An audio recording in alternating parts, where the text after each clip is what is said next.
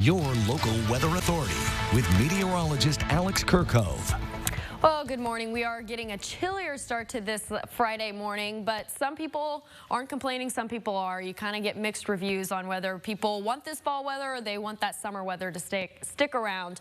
Overall, looking at visibility, we do have just some areas of patchy fog, some stuff happening in Monroe County down there as well as Robinson, just some areas to kind of look out for. There are some areas where we are seeing some higher humidity levels as we start this Friday. Current temperatures, though, you can see that there's this polar air trying to dip down here and polar air trying to dip down in this area.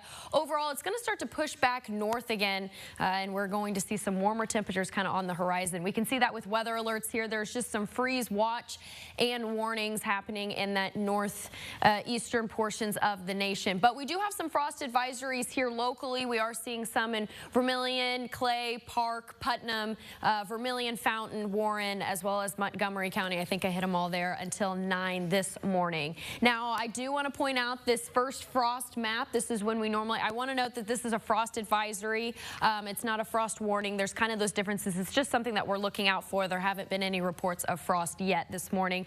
Normally, we do hit frost, first frosts by about October 16th to the end, all the way up until November here in our area. Our temperature trend, though, as we head throughout this weekend and go into early parts of next week, we do have that cooler air that's trying to make its way down into our area. By about Thursday or Friday of next week, it will start to impact us a little bit more, but we are still going to be at those above average temperatures. Nothing showing up locally here on our Dorsa Automotive Doppler radar, but when we take a little stretch out, there is some activity happening there in Iowa and kind of making its way into Illinois, but overall it's staying primarily dry in our area. Most of this is actually going to dissipate before it gets to us. Taking it hour by hour for the start of the day today, 8 a.m. it's still going to be quite chilly out there. By the time we get to 10, it'll be around 50, 52 degrees, and things start to just slowly progress by about 10 degrees until we reach our peak heat of the day around 4 p.m.,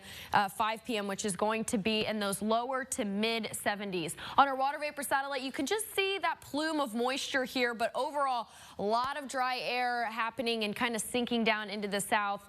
As we go into this weekend, we will see mainly just cloud cover. That's the only thing that we're going to be dealing with. On Friday, this evening, actually, we have some spotty showers kind of making its way in. Those are the remnants of what we are seeing happening out northwest of us.